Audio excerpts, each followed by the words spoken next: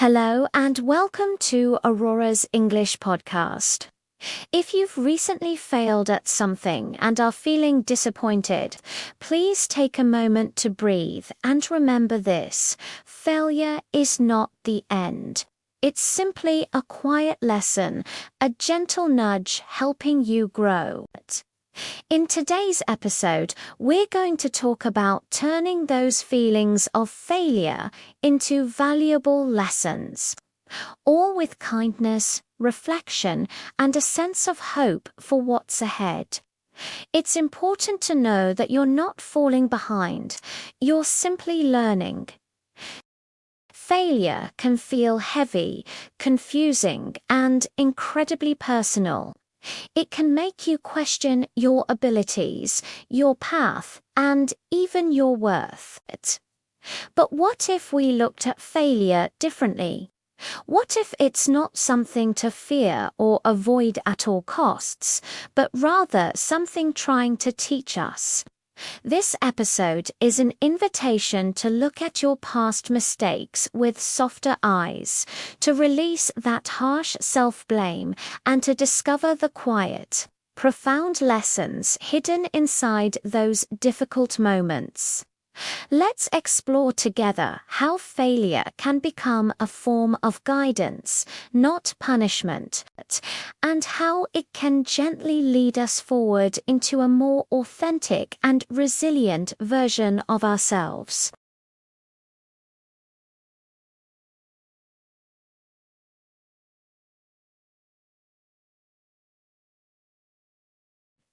When something doesn't work out, whether it's a project, a relationship, or a personal goal, it's so easy to internalize it. We start to think, I am a failure, but that's not true. Failure does not describe who you are as a person. It only describes something that happened, an event in time. You are not your mistakes. You are not your outcomes. You are a whole, complex, and evolving person who is simply going through life's experiences. When you can consciously stop turning a single failure into a permanent label for yourself, you create so much space. You give yourself room to breathe, to learn, and to grow, instead of staying stuck in a cycle of shame. Think of it like this. If a professional athlete misses a shot, they aren't a bad athlete. They are an athlete who missed a shot. They analyze what happened, adjust their technique, and try again. They separate the event from their identity. We can do the same. The second point is that every failure carries information, not punishment.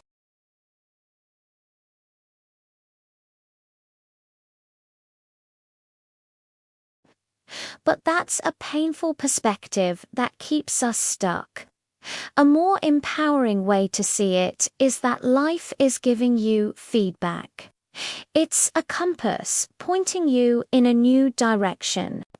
Failure shines a light on what needs to change, what no longer aligns with who you are becoming, and where your precious energy is better placed. Maybe that job you didn't get wasn't the right fit for your skills or your well-being. Maybe that business idea that did untake off was showing you a gap in your strategy that you can now fill. When you learn to listen to failure with an open and curious mind, it stops being a sign of rejection and becomes a source of invaluable guidance. The information is there, waiting for you, but you have to be willing to receive it without judgment. This leads us to our third point. Healing truly begins when you choose curiosity over self-blame. After a failure, our immediate, almost automatic reaction is often to blame ourselves. We ask, what is wrong with me? Why can't I get it right? These questions are heavy and rooted in shame. They close our hearts and minds to any possibility of growth. But what if we asked a gentler, more constructive question? What if we asked, what can I learn from this? This simple shift from blame to curiosity is transformative. Curiosity keeps your heart open and your mind engaged.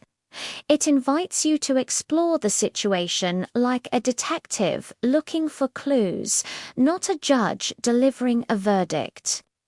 Growth happens when you treat yourself with the same understanding and compassion you would offer a good friend. You wouldn't tell a friend they're worthless after a setback. You'd encourage them to learn from it. It's time we started offering ourselves that same kindness. Next, it's crucial to remember that you don't have to rush the lesson. In our fast-paced world, we often feel pressured to bounce back immediately, to find the silver lining right away. But that's not always possible, and it's not always healthy. Sometimes you need to simply rest before you can reflect. You need to allow your emotions to settle. Whether you're feeling sadness, anger, or disappointment, those feelings are valid. Let your body and mind feel safe again before you try to analyze what happened. Pushing yourself to find the lesson while you re-still in the emotional storm can lead to forced conclusions or even more self-criticism.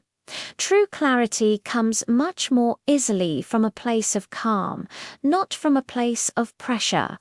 Give yourself permission to just be for a while. The lessons will still be there when you're ready for them. Finally, and this is something you might only see in hindsight, failure strengthens you in quiet, almost invisible ways. Resilience isn't something you're born with. It's built slowly, layer by layer, each time you experience a setback and find the strength to stand up again. Every failure you survive, every disappointment you navigate, teaches your subconscious mind a powerful truth. I can handle this. You learn that you can endure difficult feelings and come out on the other side. That quiet confidence becomes an integrated part of who you are. And one day you'll look back at the challenges you've faced and you'll realize you are so much stronger, so much more capable, and so much more resilient than you ever imagined. This strength isn't loud or boastful. It's a deep inner knowing that you can face what comes your way. So let's close with this thought. Failure is never the end of your story. It is just one chapter and a very important one at that. Right now, even in this moment of reflection, these experiences are shaping you into someone wiser, softer, and braver. Failure does not define you. It teaches you.